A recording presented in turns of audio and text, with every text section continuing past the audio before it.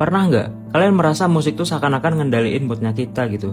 Kalau lirik sama musiknya semangat, kita merasa semangat juga. Tapi kalau lirik sama musiknya sedih, mood kita ikut-ikutan sedih juga. Padahal nggak ada kejadian yang memancing kita buat sedih saat itu. Kalau lu merasa gitu, lu nggak sendiri. Karena gue juga merasakan hal yang sama. Sampai-sampai nih, gue sempat pernah nggak mau lagi denger lagu yang mellow. Karena gue nggak mau, mood gue ikut sedih gak jelas karena lagunya. Padahal jujur gue sangat suka dengan lagunya. Dan cara itu berhasil dalam mengurangi perasaan sedih atau kesepian yang datang tiba-tiba dan gak jelas sebabnya di diri gue.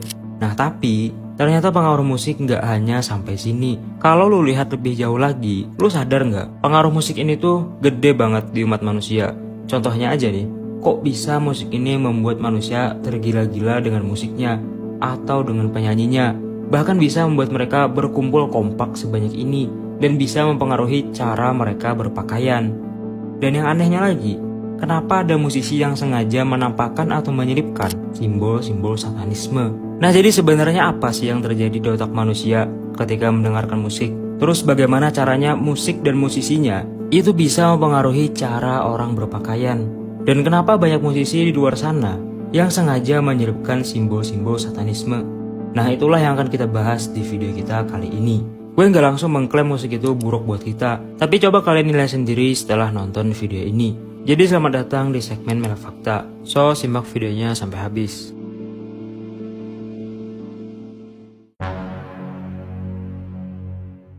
Jadi setelah gue cari tahu soal dampak musik ke otak ini, jujur gue malah kagum sendiri gitu. Gue kagum dengan cara kerja otak manusia yang diciptakan Tuhan sangat detail ketika merespon ke musik ini. Terlepas dari anggapan baik buruknya musik ini. Jadi, para peneliti sudah lama meneliti tentang musik. Dan dari penelitian itu, memang ditemukan kalau musik ini punya pengaruh besar di manusia. Dari perasaan sampai tubuh itu sendiri. Sampai mereka menemukan kalau musik itu bisa jadi terapi. Nah kita akan membahas sesimpel mungkin pengaruh musik ini ke otak kita. Jadi cara musik mempengaruhi otak sampai ke mood manusia, itu berawal ketika kita mendengar gelombang suara musik di telinga. Lalu mengenai gendang telinga kita.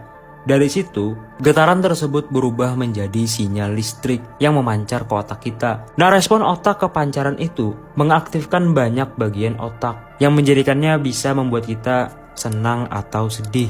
Musik dengan tempo yang cepat atau melodi yang ceria dengan melodi yang lambat atau mellow, itu cara otak meresponnya berbeda. Kita bahas musik atau melodi yang membuat kita senang dulu nih. Jadi ketika kita mendengar musik dengan tempo yang cepat atau melodi yang ceria, otak cenderung melepaskan dopamin lebih banyak.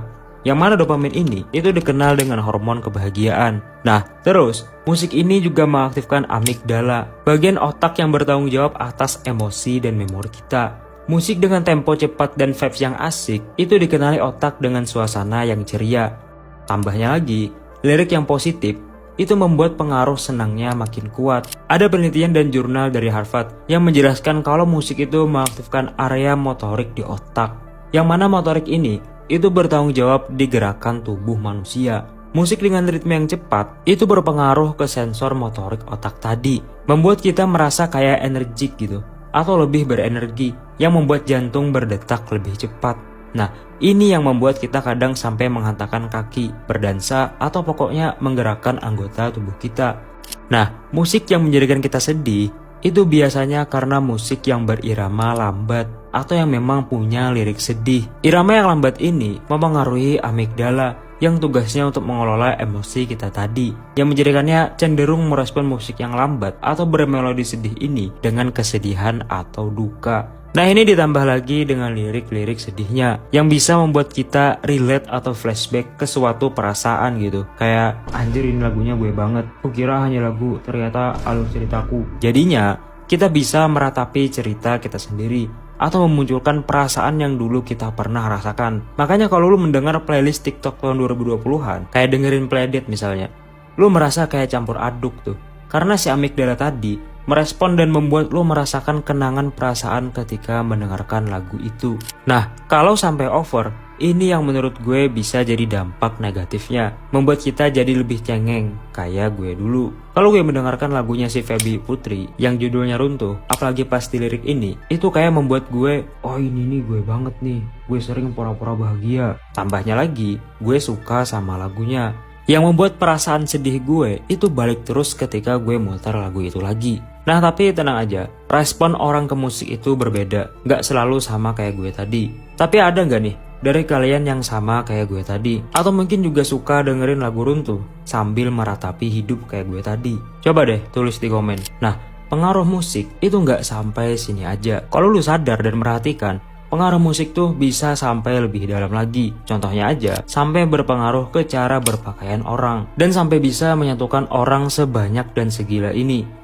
Jadi menurut ilmu psikologi, manusia tuh memang secara alami cenderung suka meniru sesuatu dari idolanya. Dalam kasus berpakaian ini, para fans dari seorang musisi itu cenderung ingin berpakaian sama dengan musisinya karena ingin merasa bagian dari fans yang lainnya juga dan memperkuat identitas diri kalau dia bagian dari fans seorang musisi itu. Dan karena musisi yang diidolakan mereka cenderung dianggap ideal oleh mereka, sehingga menjadikan patokan kerennya mereka gitu. Nah, dari berpakaian ini nih, itu ada kaitannya dengan kenapa musik bisa membuat manusia berkumpul dalam jumlah yang gila-gilaan ini. Jadi dilansir dari The Oracle, dari artikelnya yang membahas soal psikologi di balik konser musik, dijelaskan kalau sebab besar yang mampu membuat manusia berkumpul begitu banyaknya adalah karena adanya dorongan sosial dari para penikmat musik itu. Karena dorongan sosial alami di manusia yang cenderung ingin berkumpul dengan orang-orang yang mempunyai nilai-nilai yang sama. Dalam hal ini, bisa dibilang berkumpul dengan yang sefrekuensi lah. Tambahnya lagi nih, mereka punya ikatan yang kuat dengan idola mereka. Nah dari sini nih muncul pertanyaan di otak gue. Dengan pengaruh musik yang sebesar ini, kenapa musisi malah memasukkan simbol-simbol satanis atau simbol-simbol pemujaan ke setan? Yang jelas-jelas itu mempunyai stigma yang negatif gitu. Apakah mereka sengaja ingin mengajak kita secara nggak langsung ikut dengan iblis? Atau apakah ini ritual khusus gitu buat popularitas mereka? Jadi ayo kita masuk ke chapter yang kedua. Sebelumnya, apa sih satanisme itu? Jadi satanisme itu adalah suatu pemahaman atau kepercayaan yang mengarah ke menyembah iblis atau setan. Mungkin dari lu bingung nih, kok bisa ada orang yang nyembah setan? Padahal udah sangat jelas, setan itu tuh ikon keburukan dalam semua agama. Kok bisa gitu? Ada orang yang nyembahnya, tapi anehnya dan faktanya ajaran ini populer di luar negeri sana. Bahkan di Indonesia juga ada. Salah satu hal yang menarik dan yang menjadikan orang ingin join sekte ini, itu adalah popularitas dan harta duniawi. Nah, dari sinilah asumsi orang-orang kalau musisi yang menyelipkan simbol-simbol satanis ini sedang mempromosikan atau mendakwahkan ajarannya. Mereka melakukan ini karena mereka ingin populer atau ingin hal-hal duniawi. Nah, ngerinya lagi, mereka nih ada yang berani menyelipkan ajarannya terang-terangan di dalam liriknya.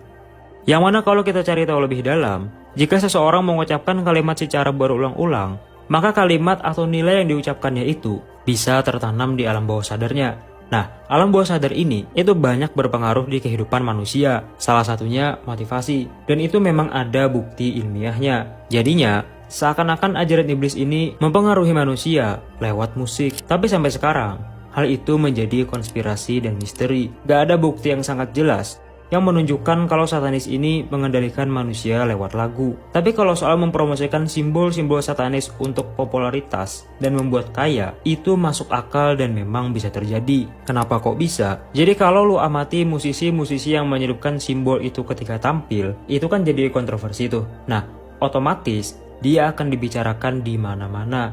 Dan kalau lu amati, berita atau video yang membahas tentang musisi yang menyelipkan simbol itu udah pasti viral. Dan kalau udah viral, engagementnya naik. Musisi itu sangat bergantung dengan engagement ini supaya tetap relevan di media. Jadinya, menyelipkan simbol-simbol satanis ini bisa jadi marketing yang murah, tapi hasilnya maksimal bagi mereka. Wait, apa gue terapin aja di channel ini? Siapa tahu berhasil juga. Nah, menurut lo gimana? Lu setuju nggak kalau itu marketing? Nah, jadinya sampai sini lu paham kan? Di mana letak baik buruknya musik itu buat kehidupan kita. So, nikmati musik itu sesuai dengan kadarnya dan kebutuhan lu. Atau mungkin lu tim yang menghindari musik sama sekali di kehidupan. Coba deh, kasih tahu gue alasan di komen dan kita diskusi di sana. Kritik aja video ini jika ada salah. Semoga bermanfaat dan semangat.